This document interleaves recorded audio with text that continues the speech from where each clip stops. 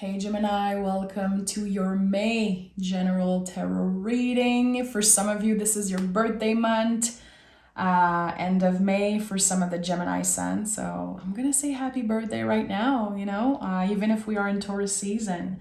I absolutely love you guys and I'm sending my best wishes. Anyway, I'll talk to you guys again in your bonus reading and I'll make sure to send my wishes then too. So yeah, let's dive in, Gemini. Let's see what is the general energy for you in May 2023.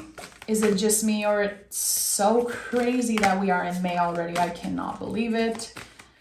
Every time I say it, I'm like, what is happening? Okay, make sure to like and subscribe. I've been growing the Gemini family on the channel and that was my goal last year, and I have so many new Gemini subscribers and I love it.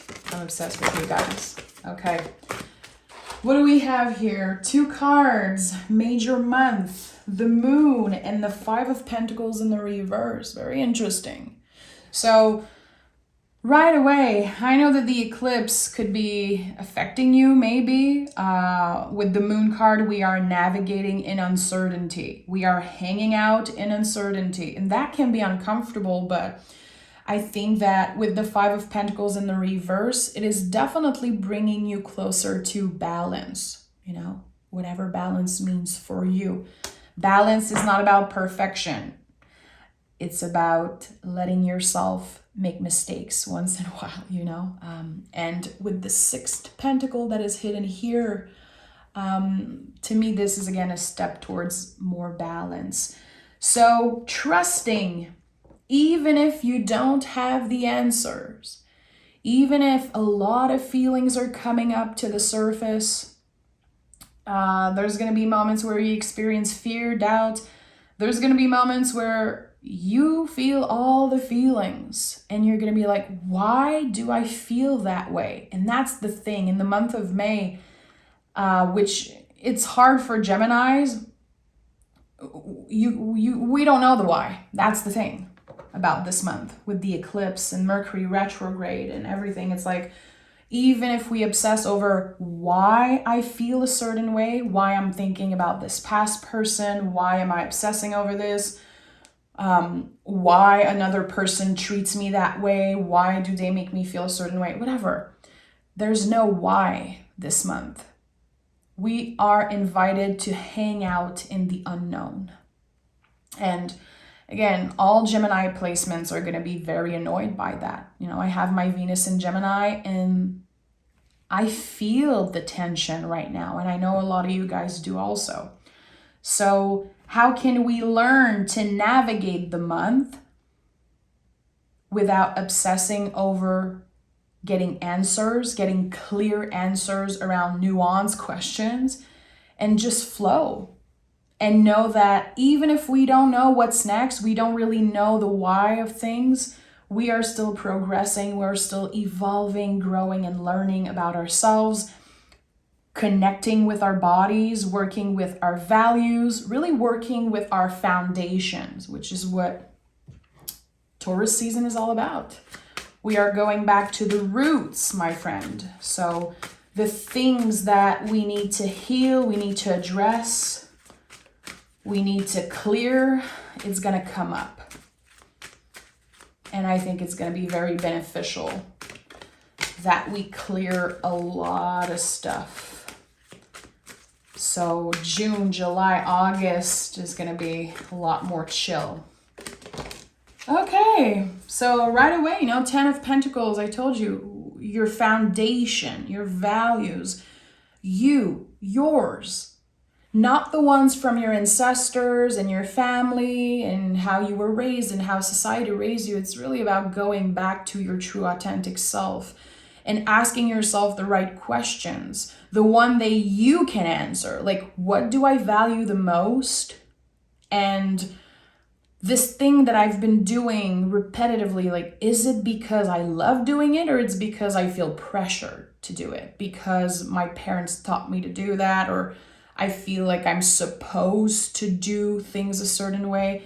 we are coming back to the roots or our true authentic self. We could be reconnecting with our inner little one, our inner child, inner teenager also. I feel like in the month of May, a lot of us are going to be revisiting old hobbies and things that are creative that we used to love when we were kids, and just having fun, you know, keeping ourselves busy so the nervous system is shutting the hell up for a minute. Eight of Wands and the World card. Yeah, there's something that you're complete with, and you might know exactly what it is. There's something that has been draining you, your energy, and you're like, I don't want to deal with that anymore. I'm going to address the situation. I'm going to be honest with myself and maybe communicate that. And through the process of communication, there's going to be transformation. And again, the Eight of Wands it's not a water energy. It's not connected to the moon in any way, but it's like, we don't know where the wands are coming from and we don't know where they're going. Trust the process. Even if you don't have all the answers, Gemini, it's okay. It's okay. And I think that it's going to be a good thing at the end of the month that you focused on what you have control over instead of obsessing over things that we don't have control over. And the World card is when we are completely done with something. We're saying goodbye. It's over. I'm never looking back. And it feels like this is a major theme for you in the month of May. I am never looking back. I am not going to spend another birthday doing the things that I don't want to do, hanging out with people that I feel like I have to show up for them. It's like, whatever it is. I think that you're ready to move on into a new chapter, definitely. World card is freedom. Anytime you see a naked body on tarot cards, it's just, there's something that you're completely free from. Something that you've been dealing with for a while, an energy that has been very present and fixed in your life for a long time. Okay, Gemini, this is a big month. This is a big month, and it's also, I believe, a very magical time for you. This is a month that you will be looking back on, you know, in a couple months, and you're going to be like, wow, that was necessary. It wasn't easy, but it was so necessary, and I'm glad all of this happened, and I'm glad that I was aware and that I worked on my foundation. Five of Cups. The Death card at the heart of this reading. Amazing. And the Queen of Pentacles. This is so beautiful. Like this beautiful balance between water and earth. Being practical and also spiritual. I love that. And in the middle of this, there's the biggest transformation in the tarot. It is so special. Very interesting that, you know, the cups are spilled here, and there's the garden of the Queen of Pentacles, you know, like watering your garden. It's growing. It takes a lot of time. I don't know if you've ever worked on a garden or planted literal seeds, literal plants. It takes time. You have to be very patient, very careful. And there's always this moment where you ask yourself, is this gonna work? Like, I cannot believe that in 2 weeks there's gonna be a sprout, that there's gonna be something. That's the thing in the month of May. And I feel like April was like that also. It's hard to imagine that in a couple weeks, months, we're gonna be feeling totally different. There's a lot energetically that is making us believe that we are stuck, but we are not. I think that's the retrograde. Queen of Pentacles is inviting us to find magic and beauty in the day-to-day stuff. And why do I say that? The Queen of Pentacles, if you remember the Magician card in the tarot, they are dressed the same. Same flowers, same color. It is such an important symbol here, that the Queen of Pentacles is very connected to the Magician card. and magic flows through her. She knows how to find beauty in the day-to-day stuff, which is something that is so important in the month of May. Because through all the challenges and our nervous system being affected by astrology and everything that's happening around the world, we are gonna have to find magic in the little things. And there's an example I gave. I know sometimes people are like, shut up and just pick cards, but I think it's very important to share examples, because this is how you understand tarot. This is how you build a relationship with the cards. It's by living them and sharing those stories. Last week, I had such a difficult week. Like everything was, it was so hard anyway.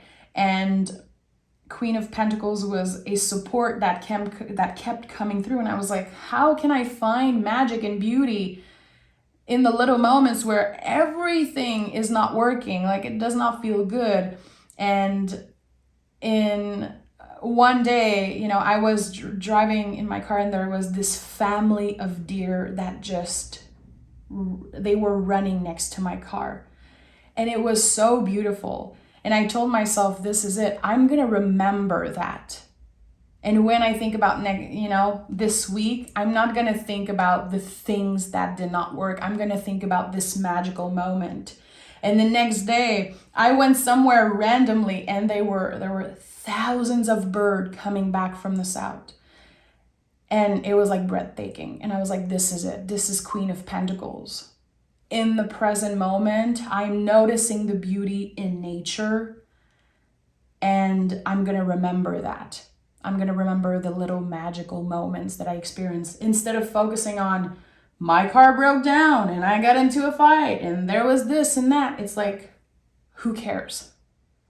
I care, but at the end of the day, who cares? It's like focusing on the little magical moments. So thank you for listening to my TED Talk. I think that, again, it's a good way to explain what the Queen of Pentacles can bring up as advice for us. Because the queens are full of soul medicine, full of advice. And I feel like we overlook them in readings, but they're very important. 2 of Wands, 9 of Wands, and the 7 of Cups. So again, I think that energetically, there's going to be moments where you feel a little blocked this month. I'm just being honest with you. The tarot is not just butterflies and rainbows. If someone promises you that everything's going to be okay all the time, maybe, maybe listen to your own advice. So 2 of Wands says something is simmering. I always think about a soup when I see the 2 of Wands. It's like, the soup is simmering. I'm adding ingredients. I'm making sure it's perfect. I'm making sure it's going to taste good. I can smell it. I can feel that it's going to be amazing, but it's not ready. So I have to be patient. There are still things and options that I have to consider. 7 of Cups says, keep your options open and don't be scared to daydream. Don't be scared to keep your hopes high.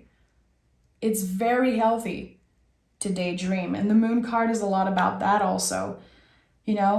Whatever you fantasize about, you daydream about, the month of May is a good time to cultivate those feelings, cultivate those wishes, and maybe not take action on them if you feel that intuitively, it's not ready yet. There's something missing. There's some type of blockage.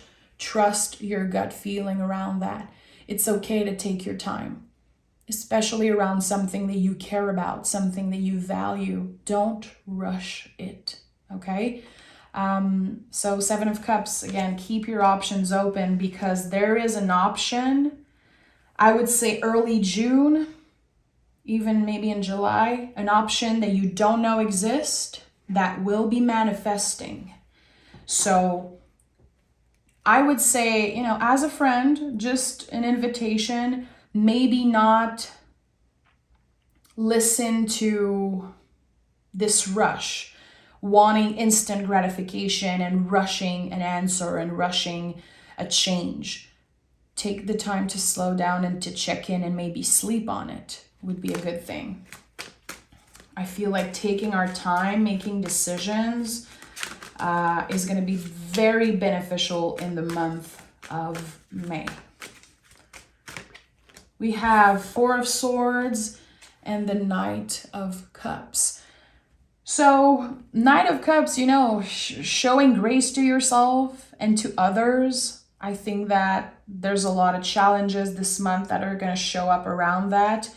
On the challenging days where you don't feel so good, when you're tired or you're pissed, you didn't get enough sleep or whatever, can you still show up with love?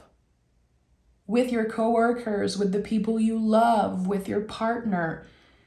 There's going to be so many moments in May where it's going to be easy to pick up a fight or just say something mean that we don't mean, saying something just on the spot, this instant fire and just like getting into a fight for no reason.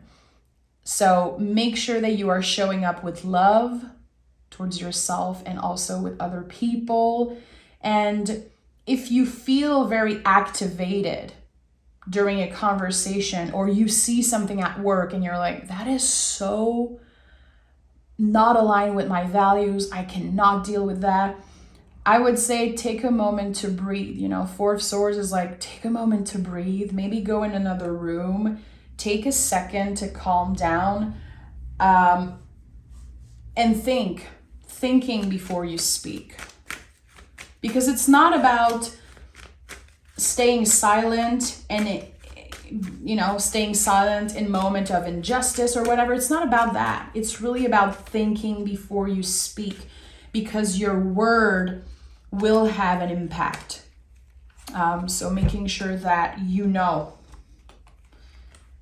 look at that, the Eight of Wands is in the reverse here, and there's the Page of Swords also here.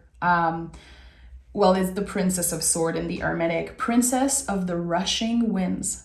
And here the Eight of Wands in the reverse. So this is exactly what I said. There's going to be a lot of moments where you're like, I want to scream at this person. I just need to tell them this thing. I'm pissed. Even online, sending comments or receiving mean comments. That's going to be a thing in the month of May. If you need to put your comments on off, disable the comments, do it. If in the month of May, you feel you're more sensitive, you feel like you don't want to hear some things, do it. It's totally fine. If people get offended, it's not your problem. I don't think that it's a bad thing to protect your energy. Once in a while, it's like, come on. I want to share something, but I don't necessarily feel that I'm open to receive people criticism. So I'm going to turn off the comments. I think that could be a good idea for some of you. And also, again, thinking before you speak, before sending an email, read it 2-3 times if you have to. If you think that it's better to sleep on it, do it. And notice the feelings. When someone emails you, when you receive a text, a phone call, like notice your feelings. Notice what your body is telling you. Are you feeling activated? Do you feel some type of butterfly in your stomach? Like that could be a red flag. Just listen to your body. Slow down and take an extra day to reach out. Take an extra day before you get back to this person. I feel like there's nothing better in the month of May. Personally, I feel like to really notice our feelings, but not necessarily act on them right away. That's such good advice for the month of May. If you give yourself the time to process something and you come back to it later, it's going to feel different. It's going to feel different. So you're learning a lot about yourself. You're learning a lot about your limits, your boundaries, your patience, the impact of how you show up in the world. And the World card came out again. The World card is here 2 times in your reading. Gemini, this is something I never overlook because the World card does not come often. It doesn't come out often. It's such a big energy. I like that. I like that the World card is here 2 times for you. There's something, again, that is ready to change. It's done. There's something in your life that you're completely done with. And it could be not believing in yourself or letting other people tell you that you're not good enough at something, that you should give up your dream. I told you earlier, this is a good month to dream big, to daydream, and let yourself have high hopes. I don't think that you're going to get hurt if you do that, to keep your hopes high. I think that you are cultivating passion, and it's going to be very beneficial. And I'm going to pick a moon card, of course, but the last card of your reading is the Judgment card. So you are being guided towards a new direction.